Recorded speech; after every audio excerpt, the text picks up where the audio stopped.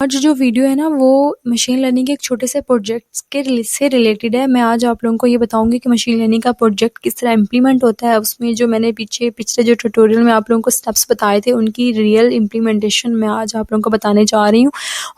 और ये जो प्रोजेक्ट है ना, ये इसका नाम है क्रेडिट कार्ड फ्रॉड डिटेक्शन। ये जो हमारे पास होती है ना डिटेक्शंस, मींस के फ्रॉड डिटेक्ट जो ट्रांजैक्शंस होती हैं उनको डिटेक्ट करने के लिए ये मशीन लर्निंग का प्रोजेक्ट है। तो मैं आप लोगों को सारी इम्प्लीमेंटेशन इसकी कंप्लीट फ्रॉम ए टू जी बताऊंगी। तो लेट्स स्टार्ट। तो जुड़े रहें इस चैनल के साथ ताकि आप लोगों को अपडेट्स मिलती रहें मेरी आने वाली वीडियोस की, और इस तरह की मशीन लर्निंग के और भी प्रोजेक्ट्स आप लोगों को मिलते रहेंगे। तो स्टार्ट करते हैं।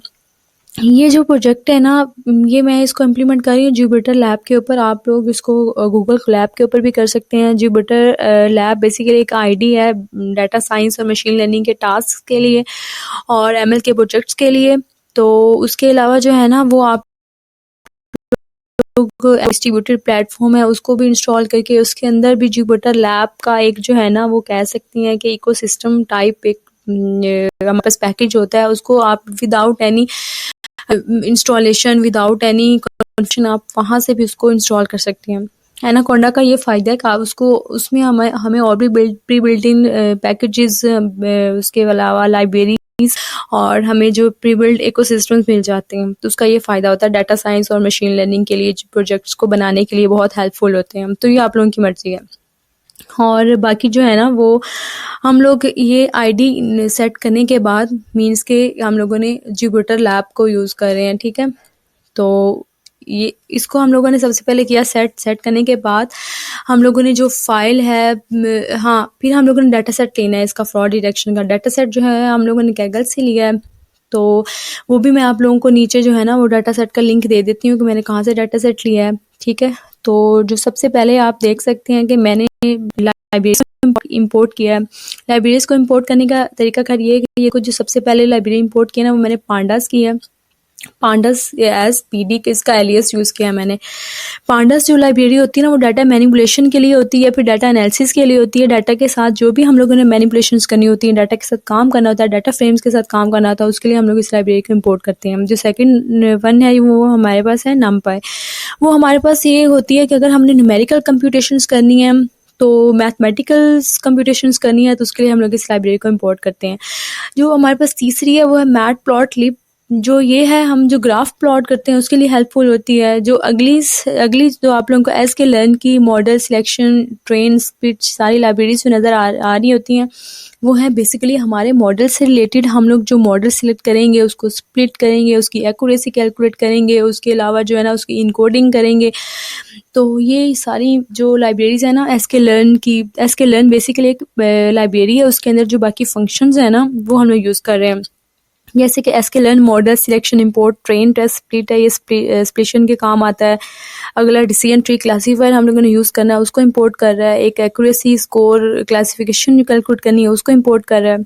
और इनकोडिंग, मतलब ये जो सारी लाइब्रेरीज हैं ना बेसिकली हम लोगों ने आगे जो फंक्शन यूज़ करने हैं उनके लिए हेल्पफुल होती हैं।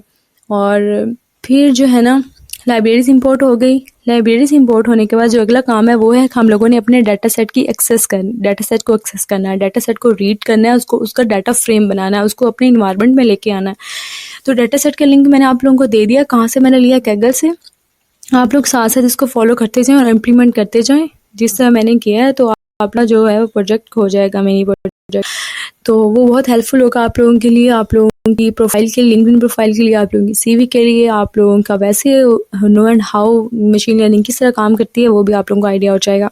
अच्छा, तो अगला ये है हमारे पास जो है ना वो हमने क्या किया है कि अपनी जो है ना वो जो हमारे पास डाटा सेट था fraud test dot CSV file format में स्टोर है हमारे पास फाइल डाटा की।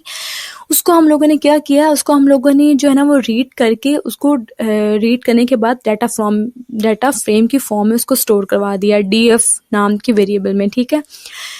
तो ये जो हमारे पास जो है ना रीड करेगा CSV फाइल, ठीक है।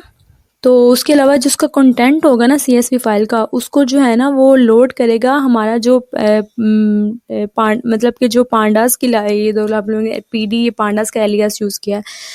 ये जो है ना पांडास का डाटा फ्रेम इसको लोड करेगा as a data frame DF के वेरिएबल में, ठीक है। हमारा जो था ना डाटा फाइल का डाटा वो स्टोर हो गया, ठीक है। उसके अलावा ये जो डीएफ है ये हम लोगों ने इस वेरिएबल में स्टोर कर लिया वो डाटा फ्रेम। अब डाटा फ्रेम डॉट हेड का मतलब ये है कि हम लोग जो है ना वो बेसिकली उसकी कुछ रोज कुछ डाटा जो है ना वो डाटा फ्रेम का हम लोग चाह रहे हैं कि हमें दिख जाए। तो वो डाटा फ्रेम मतलब कुछ एंट्रीज शो करवाने के लिए कि हमारा डाटा किस तरह का है, वो हम लोगों ने इस ये क्यूरी लगाई है df डॉट हेड। ये हमें हमारा डाटा सेट दिख गया, जिसमें ये हमारे पास जो है ना ये सारे कॉलम्स हैं और इसमें 5 रोज इंटू 23 कॉलम्स डिस्प्ले करवाए हैं कुछ, ठीक है। स्पेसिफिक रोज और कॉलम्स को कुछ को स्टार्ट वाले वो डिस्प्ले करवा देगा। जो दूसरा है वो df equal to df dot dropna. ये क्या है, ये क्या करता है कि ड्रॉपना का मतलब ये होता है कि जो हमारे पास मिसिंग रोज होती है ना, मिसिंग वैल्यूज होती हैं, उनको ये मीन्स के डिलीट कर देता है। ये जो मिसिंग रोज होती है ना मतलब जो रोज जिनमें डाटा मिसिंग होता है उनको ये रिमूव कर देता है ड्रॉपना का फंक्शन, ठीक है। आगे जो है ना वो df dot is null dot values dot any, ये क्या करता है, ये जो होता है ना हमारे पास जो मिसिंग वैल्यूज होती हैं, जो डाटा फ्रेम में मिसिंग वैल्यूज होती हैं उनको चेक करने के लिए फंक्शन होता है। अगर मिसिंग वैल्यूज होती हैं तो हमें ट्रू दे देता है, नहीं तो अगर मिसिंग वैल्यूज नहीं होती तो हमें फॉल्स। हमें हमारा यहाँ पे आंसर आ रहा है फॉल्स का, इसका मतलब हमारे डाटा फ्रेम में मिसिंग वैल्यूज नहीं है। आगे हमारे पास है data dot is null dot sum. ये भी हमें बता रहा है कि हमारे पास जो है ना वो कितनी कॉलम्स वगैरह एंट्रीज सबका जो सम है या फिर उनमें कुछ मिसिंग वैल्यूज हैं या नहीं है, कुछ भी नहीं है, इसलिए से 0 0 आंसर आ रहा है और हमारे पास किसी भी कॉलम में हमारे पास मिसिंग वैल्यू नहीं है, ठीक है। उसके अलावा जो है ना वो डॉट इन्फो, ये जो है ना हमें इंफॉर्मेशन प्रोवाइड करता है। हमारा जो डाटा होता है, कॉलम्स होते हैं, कॉलम्स कितने कॉलम्स में नॉन वैल्यूज़ हैं या नहीं है, उसकी डाटा टाइप क्या है, उसकी मेमोरी यूजेज क्या है, ये सारी चीज़ें हमें बता रहा होता है। इसमें टोटल कॉलम्स कितने हैं, जिस तरह ये इन्फॉर्मेशन यहाँ पे बताई गई, ये इन्फॉर्मेशन हमारे डाटा फ्रेम की इन्फॉर्मेशन के लिए यूज़ करते हैं, ठीक है। और जो अगले है ना हमारे पास मीन्स के जैसे fraud cases equal to length, ये हम लोग क्यों यूज़ कर रहे हैं। अब हमारे पास फ्रॉड डिटेक्शन का जो है हम लोग प्रोजेक्ट बना रहे हैं, तो इसमें हम लोग अब सारी पहले हम लोगों ने उसको फाइल लाइब्रेरीज इंपोर्ट की, फिर फाइल्स को जो है ना वो जो डाटा फाइल को लोड किया, फिर डाटा फ्रेम बनाया उसका, फिर हमने चेक कर ली कि उसमें नल है, मिसिंग वैल्यूज़ हैं या नहीं। वो सब करने के बाद अब हम क्या करेंगे कि उसमें फ्रॉड डाटा और जो नॉन फ्रॉड केसेस थे उनको ये लोग कर लेंगे आइडेंटिफाई कि कितने फ्रॉड केसेस हैं और कितने नॉन फ्रॉड केसेस हैं। अब हम लोगों ने ये देखो हमारा जो टेबल है इसमें हमारे पास क्या है, सबसे पहले ये जो लास्ट में हमारा कॉलम इसका नाम क्या है, इस फ्रॉड, ये हमारी क्लास है क्योंकि ये लेबल है ना, तो ये 0 0 और 1 1 की फॉर्म में होगा इसका एंट्रीज। 1 1 का मतलब है कि फ्रॉड केसेस हैं, 0 0 का मतलब है कि नॉन फ्रॉड केसेस हैं। तो अब यहाँ पे हम लोग चेक करेंगे कि हमारे पास जो डाटा फ्रेम है उसके अंदर जो फ्रॉड वाला कॉलम है, अगर उसकी एंट्रीज में 1 है तो लेंथ उसको काउंट करके फ्रॉड के केसेस के वेरिएबल में स्टोर करवा देगा, ठीक है। तो फिर हम लोग उसको प्रिंट करवा लेंगे फ्रॉड केसेस, हमें पता चलेगा कितने फ्रॉड केसेस हैं। ये 2145 फ्रॉड केसेस डिटेक्ट हुए हैं इस हमारे डाटा फ्रेम में से, ठीक है। और फिर जब नॉन फ्रॉड करना हम कहेंगे कि अगर हमारे पास इस फ्रॉड 0 है तो उसको काउंट कर लेंगे, काउंट जो है ना नॉन फ्रॉड केसेस में स्टोर करवा के फिर प्रिंट करवा लेंगे नॉन फ्रॉड केसेस को। और फिर जो है ना वो इस तरह हमें डिटेक्ट हो जाएगा फ्रॉड केसेस कितने हैं, नॉन फ्रॉड केसेस कितने हैं, ठीक है। और फिर उसके बाद हमारे पास जो है ना वो हमारे पास आ जाता है हम लोग आगे, हाँ हम लोग फिर जो है ना वो फ्रॉड डाटा और नॉर्मल डाटा का जो काउंट है ना मतलब वो रखवा देते हैं कि हमारे पास जो अगर 1 के इक्वल है तो उसका काउंट फ्रॉड डाटा है, अगर 0 के इक्वल है तो नॉर्मल डाटा है, मतलब उसमें फ्रॉड नहीं है। तो अब हम क्या करेंगे कि वो जो अमाउंट है जो ट्रांजैक्शन हो रही है, डॉट डिस्क्राइब का ये जो फंक्शन हम लोगों ने इसलिए लगाया ताकि जो हमारे पास अमाउंट का एक कॉलम है उसमें हमारा डाटा फ्रेम है, वो कॉलम जितनी ट्रांजैक्शन हुई हैं उसका count, mean, size, percentage, maximum, minimum हमें बता देगा, और जो नॉन फ्रॉड है नॉर्मल डाटा उसकी भी हमें बता देगा, ठीक है। और उसके अलावा जो है ना फिर आगे हम लोगों ने क्या किया, हम लोगों ने ग्राफ प्लॉट्स करवाए हैं। ग्राफ क्यों प्लॉट करवाए हैं ताकि हम लोगों को पता हो, हम लोगों ने हर कॉलम की वैल्यू के अगेंस्ट ग्राफ प्लॉट करवाया है कि ये जो है ना हमारे पास ये देखो हिस्टोग्राम हमने ड्रॉ करवाए हैं। हर कॉलम की न्यूमेरिकल कॉलम, जो भी न्यूमेरिकल कॉलम था ना डाटा फ्रेम में, उसकी ग्रिड लेआउट डिस्प्ले करवाने के लिए हम लोगों ने ये लगाई है क्यूरी, ठीक है। उसके अलावा फिर हम लोगों ने जो नेक्स्ट बनाया वो बार ग्राफ प्लॉट करवाया ताकि जो फ्रॉड केस ट्रांजेक्शन हो रही हैं क्लास है जो फ्रॉड की सिर्फ वो डिस्प्ले करवाई है। और फिर जो नेक्स्ट पे हम लोगों ने जो है ना वो भी ग्राफ डिस्प्ले करवाया है। ग्राफ ये वही है लेकिन इसकी जो है ना वो सिर्फ ग्राफ की टाइप डिफरेंट है, ये भी वही चीज़ है।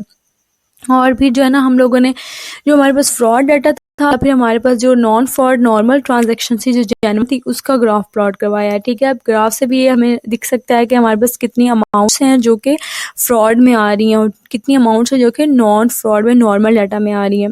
और ये जो है ना हमारे डाटा फ्रेम की वैल्यू से ग्राफ बनाया गया है, जो हमने फ्रॉड और नॉन फ्रॉड वैल्यूज कैलकुलेट किए पिछले फार्मूला से उनका ग्राफ प्लॉट करवाया है। ठीक है, ताकि विजुअल रिप्रेजेंटेशन से भी हमें आइडिया हो सके। और फिर जो है ना हम लोगों ने ये उसके अलावा जो न्यूमेरिकल वैल्यूज़ जो कॉलम्स की हैं उनके दरमियान को रिलेशन के लिए ये ग्राफ ड्रॉ करवाया है, एक दूसरे से रिलेट कर रही हैं। और फिर हम लोगों ने क्या किया है, ये जो सबसे मेन काम यहाँ से स्टार्ट हो रहा है हमारे प्रोजेक्ट की लर्निंग, मीन्स कि हमारे प्रोजेक्ट की ट्रेनिंग, हमारे प्रोजेक्ट कोई जो है ना वो मॉडल सिलेक्शन के मॉडल ने काम करना स्टार्ट कर दिया है। मॉडल का काम यहाँ से स्टार्ट हो गया। कैसे स्टार्ट हुआ है, ये देखो हमारे पास एक्स है और वाई है। एक्स हमारे पास क्या है, एक्स और वाई हमारे पास दो वेरिएबल्स हैं, एक हमारे पास डिपेंडेंट वेरिएबल है और एक इंडिपेंडेंट वेरिएबल है। जो वाई है वो डिपेंडेंट वेरिएबल और एक्स हमारे पास इंडिपेंडेंट वेरिएबल है। जो इंडिपेंडेंट वेरिएबल होता है उसे इनपुट वेरिएबल भी कहते हैं और जो हमारे पास डिपेंडेंट वेरिएबल होता है उसे आउटपुट वेरिएबल भी कहते हैं। ये जो हमारे पास फ्रॉड और ये दो हमारे पास वेरिएबल्स डिफाइन हो गए हैं।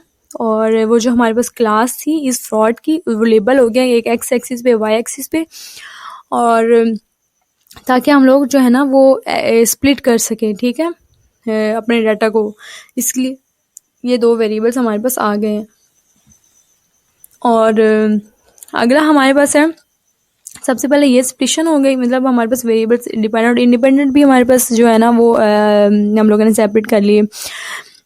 और उसके बाद हम लोगों ने इनकोडिंग की है। ठीक है, इनकोडिंग में ये होता है कि आप लोगों का स्ट्रिंग में डाटा होता है या फिर आप लोगों का डाटा किसी फॉर्मेट में होता है, उसको जो है ना वो करने के लिए कि न्यूमेरिकल फॉर्मेट में कन्वर्ट करने के लिए इनकोडिंग करते हैं। ठीक है, ताकि ट्रेनिंग के दौरान जो मॉडल सेलेक्ट करते हैं ना उसको हम लोग न्यूमेरिकल डाटा प्रोवाइड कर सकते हैं, उसको स्ट्रिंग प्रोवाइड नहीं कर सकते या फिर कोई और फॉर्मेट में डाटा हो, तो इसलिए हम लोग इनकोडिंग करते हैं। और हम लोगों ने लेबल इनकोडर यूज़ किया। और फिर उसके बाद हम लोगों ने जो है ना वो स्प्लिटिंग जो है ना 0.2% जो साइज डाटा का है और हमारे पास रैंडम स्टेट है, कुछ आधा डाटा हम लोगों ने टेस्टिंग के लिए रख लिया और आधा ट्रेनिंग के लिए रख लिया। और हमने फिर डिसीजन क्लासीफायर ट्री क्लासीफायर को यूज़ किया। ठीक है, और उसको करने के ऊपर उसके ऊपर जो डाटा स्प्लिट किया था उसको हम लोग उस डाटा के ऊपर इस मॉडल को, मतलब वो डाटा इस मॉडल को प्रोवाइड करेंगे। ये मॉडल ये जो है ना हम लोगों ने ये जो फॉर्मूला लिखा है स्प्लिटिंग का, कितना डाटा ट्रेनिंग के लिए दे रहे हैं, कितना टेस्टिंग के लिए दे रहे हैं, इसमें ही सब कुछ हो रहा है। मीन्स कि हम लोग जो है ना वो इस तरह नहीं कहेंगे कि हम लोग एक एक लाइन के लिए चीज़ के लिए कोड लिखें कि डिसीजन क्लासीफायर क्या होता है, वो किस तरह काम करता है, वो भी मैं आप लोगों को बताऊँगी आगे जाके। बस फ़िलहाल यही समझ लें कि डिसीजन क्लासीफायर एक मॉडल है जो हम लोगों ने यूज़ किया।